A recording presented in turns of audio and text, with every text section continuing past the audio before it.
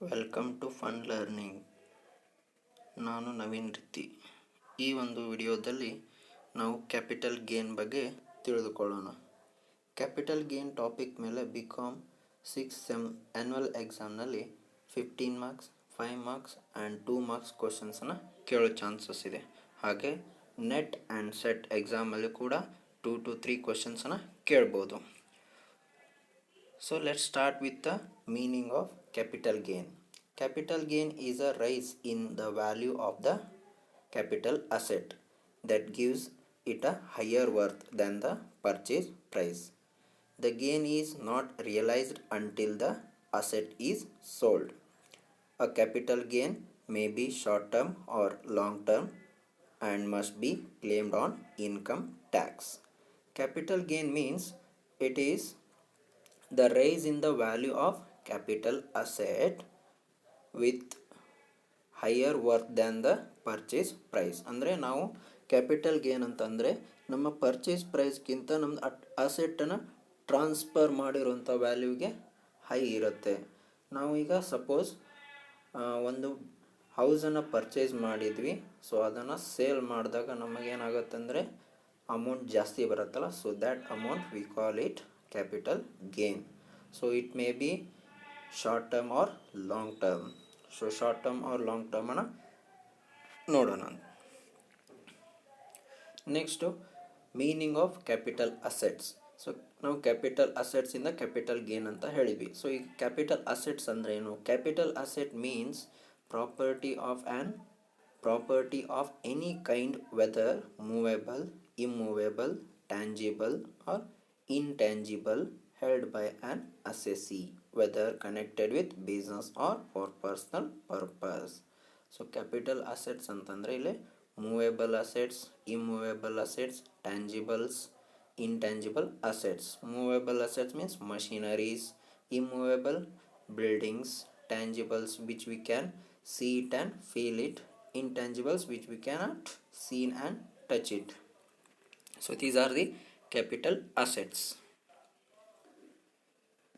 So following assets are not taken as capital assets. So these three assets are not considered in the capital assets. Stock in trade used in business or profession. Business or profession ಅಲ್ಲಿ ನಾವು stock use ಮಾಡಿದರೆ so ಅದನ್ನು ನಾವು capital assets ಅಂತೇಳಿ ಇಲ್ಲಿ consider ಮಾಡೋದಿಲ್ಲ ನಾವು.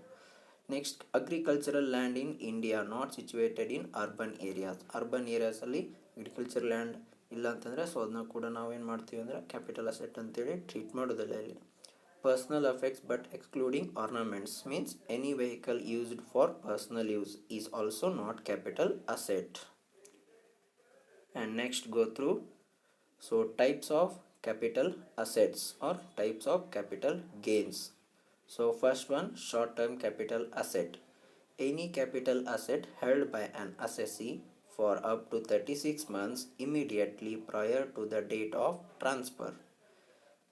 So ಇಲ್ಲಿ ನಾವು ಒಂದು ಅಸೆಟನ್ನು ಪರ್ಚೇಸ್ ಮಾಡಿದ ಮೇಲೆ ಸೊ ಅದನ್ನು ನಾವು 36 ಮಂತ್ಸ್ ಹೊರಗಡೆ ಯೂಸ್ ಮಾಡಿ ಆಮೇಲೆ ಅಷ್ಟೊಳಗಡೆನೇ ಸೇಲ್ ಮಾಡಿದರೆ ಸೊ ಅದನ್ನು ನಾವೇನು ಹೇಳ್ತೀವಿ ಅಂದರೆ ಶಾರ್ಟ್ ಟರ್ಮ್ ಕ್ಯಾಪಿಟಲ್ ಅಸೆಟ್ ಅಂತ ಹೇಳ್ತೀವಿ.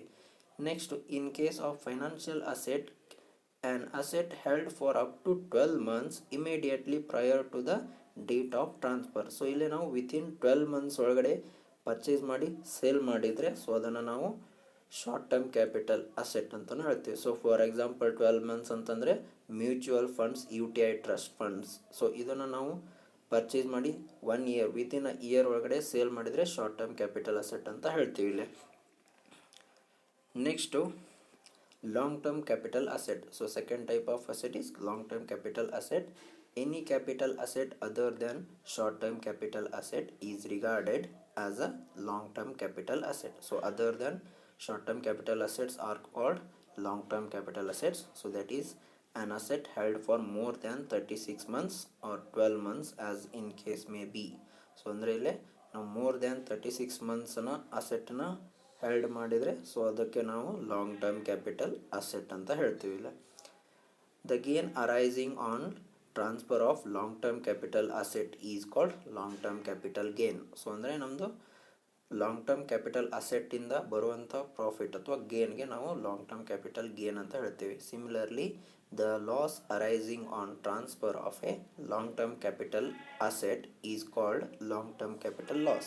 Suppose ಲಾಂಗ್ ಟರ್ಮ್ ಕ್ಯಾಪಿಟಲ್ ಅಸೆಟ್ಟಿಂದ ಏನಾದರೂ ಲಾಸ್ ಆಯ್ತಂದರೆ ಸೊ ಅದನ್ನು ಕೂಡ ನಾವು ಲಾಂಗ್ ಟರ್ಮ್ ಕ್ಯಾಪಿಟಲ್ ಲಾಸ್ ಅಂತ ಹೇಳ್ತೇವೆ. ಸೊ ಅದೇ ರೀತಿ the gain arising on transfer of short term capital asset is called short term capital gain. Similarly, the loss is arise from short term capital asset is called short term capital loss. So next go through format of short term capital gain.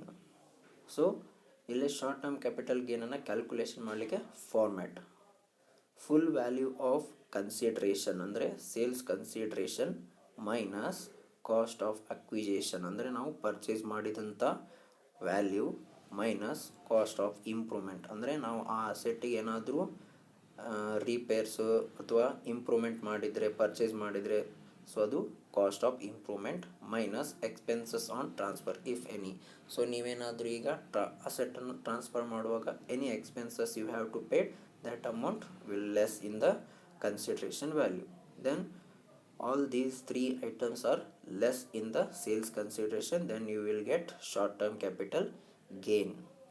Then next go through the long term capital gain format. So here only one thing is changed, indexed number values. So here full value of consideration less indexed cost of acquisition, indexed cost of improvement, and then expenses on transfer. ಅಂದರೆ ಇಲ್ಲಿ indexed cost of ಅಕ್ವಿಜೇಷನನ್ನು ನಾವು calculation ಮಾಡಬೇಕಾಗತ್ತೆ. So ಇದರದ್ದು formula next. Okay, explanation of formula for indexation. Indexed cost of ಅಕ್ವಿಜೇಷನನ್ನು ನಾವು calculation ಮಾಡಬೇಕಂದ್ರೆ formula indexed value of transfer ಅಂತಂದರೆ ನಾವು ಯಾವ ಇಯರಲ್ಲಿ ಟ್ರಾನ್ಸ್ಫರ್ ಮಾಡ್ತೀವಲ್ಲ ಸೊ ಆ ಇಯರಲ್ಲಿರುವಂಥ index number divided by index value of acquisition year in which the assessee first acquired the asset.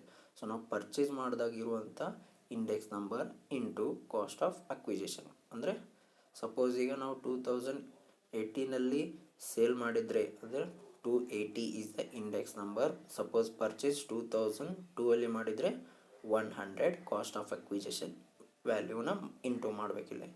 Next indexed cost of improvement ಅಂದರೆ index value of transfer divided by index value of improvement year into cost of improvement.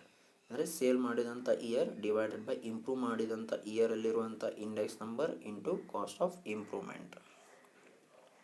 And then next so lastly note, indexed cost of acquisition and indexed cost of improvement should not be applied in the case of short term capital gain.